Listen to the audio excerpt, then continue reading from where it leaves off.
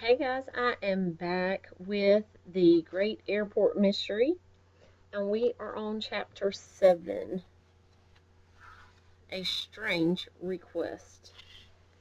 Randy Watson, his face grim, desperately switched fuel tanks. He pumped the throttle, but the engine failed to react. He put the plane into a gentle turn and headed down a narrow valley. The propeller slowly windmilled in the slipstream as the anxious Hardys watched the ominous terrain rising steadily towards them. The pilot continued to manipulate the fuel valves, mixture control, and throttle. Frank nervously glanced at the altimeter. They were rapidly losing altitude. Finally, Randy reached for a toggle switch marked "booster pump" and snapped it to the on position. He pumped the throttle vigorously. Suddenly the engine backfired once, then twice. The boys held their breath. There was a chugging sound for a few seconds, then the engines roared to life. Randy pushed the throttle to full power. Already the tops of the trees were whipping against the plane, leaving green-colored streaks along the leading edges of the wings. The pilot eased back on the control stick and managed to pull away from the treetops. Ahead he saw that the valley bent sharply to the right. He banked the plane into a tight turn and followed the valley's course. It seemed to grow narrower second by second. The steep hills flanking each side squeezed closer. Randy checked the airspeed indicator, then raised the nose to gain altitude. Soon the hilltops were flashing by below them. "Whew!" Joe exclaimed. "That was too close for comfort." "What happened to the engine?" Frank asked the pilot. "Fuel pump failure, I think," Randy said. "Right now we're operating on the booster. It's acting as a kind of auxiliary pump and should keep the engine running long enough to get us back to Bayport." During the return trip, Frank removed the second roll of film from the camera and placed it with the other one on the seat beside them. Eventually, the airport came into view and Randy radioed the control tower for a straight-in approach. The boys could see an emergency truck station near the runway as they touched down. A small crowd had already collected on the parking ramp as they taxied in. One of the group was Jerry Madden. "What happened?" he queried anxiously. "The pilot thinks it was a fuel pump failure," Frank answered. "I heard him declare an emergency on the radio in the hangar," said Jerry. "When Lance Peterson heard you fellows were aboard, he asked to see you right away." "Lance Peterson?" Frank said wonderingly. "He wants to see Joe and me?" The Hardys were so amazed at hearing Peterson's request that they momentarily forgot about their photography mission and near crash. They hurried immediately to the chief pilot's office. When the brothers arrived, Peterson greeted them with a smile. His attitude had apparently undergone a complete change since they had met the first time. "I hear you boys had a pretty close call," he remarked. "Close enough," Frank responded tersely. He was eager to find out why Peterson had asked to see them. The chief pilot looked haggard and worried. He sat down and nervously tapped the top of his desk with a pencil. "I learned only recently that you two are amateur detectives," he said. "Yes, we are," Frank admitted. "But what has that to do with your asking to see us?" "I want you to take a case for me," said Peterson. "Please don't refuse."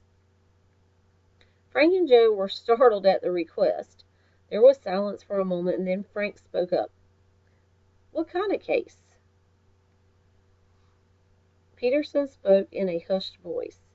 He repeated the story about the crash at sea in which Clint Hill had been lost. "I was co-pilot on that trip, and the only survivor," he said. "We all know that," Joe said impatiently. Peterson's voice dropped almost to a whisper. The boys had difficulty hearing him. "As pilot in command, he said. Almost pleadingly,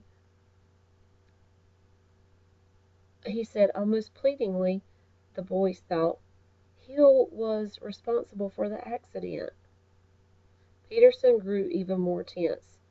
Perspiration began to show on his face, but for some reason he went on in a quivering voice, then paused as he got up and came to stand directly in front of the boys. Clint Hill has started to haunt me. Haunt you? Frank exclaimed. In what way could a dead man haunt you? Clint used to whistle a lot, said Peterson. His favorite tune was High Journey. Now I keep hearing him whistle it.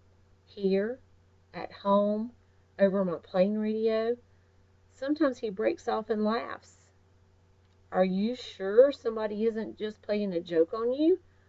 Joe suggested. No, the pilot answered. A few days ago I heard him radio the tower for landing instructions. Then he flew off saying dead can tell no tales. It all came in clearly on my office radio receiver over there, he said, pointing to a box-shaped unit which stood on a table across the room. I realize now you boys weren't joking. This is very unusual, said Frank. But what can Joe and I do for you?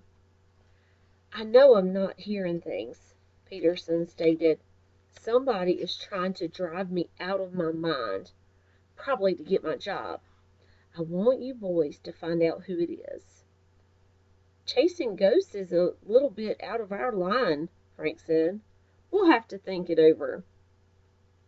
Peterson appeared desperate. I wish you would start on the case now, he said.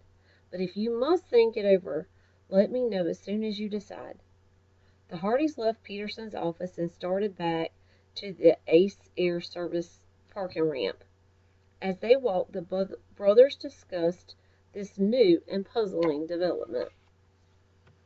I'd say he was off his rocker, commented Joe, if it weren't for the fact that we too heard the voice of Clint Hill's ghost. Could be, said Frank, but I don't go along with Peterson's idea that someone is trying to drive him out of his mind in order to get his job. Joe agreed and asked Frank if he thought they should take the case. Frank replied that it would be best to discuss the matter with their father before making any decision.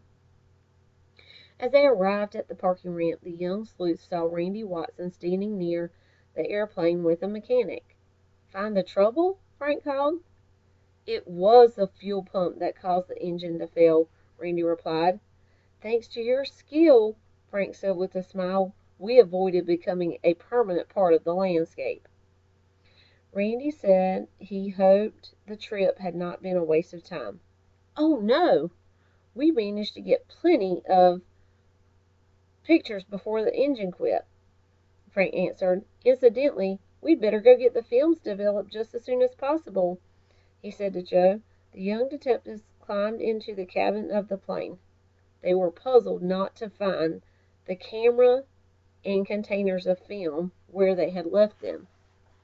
Frank shouted to Randy, who was standing on the ramp. Did you take the camera and films into operations building?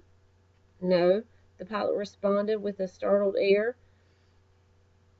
Are you certain they're not in the cabin? The voice searched again, becoming more frantic with each second. Were you away from the plane at any time? Frank asked Randy. Only for a few minutes when I went to get a mechanic. The Hardys stared into the empty cabin.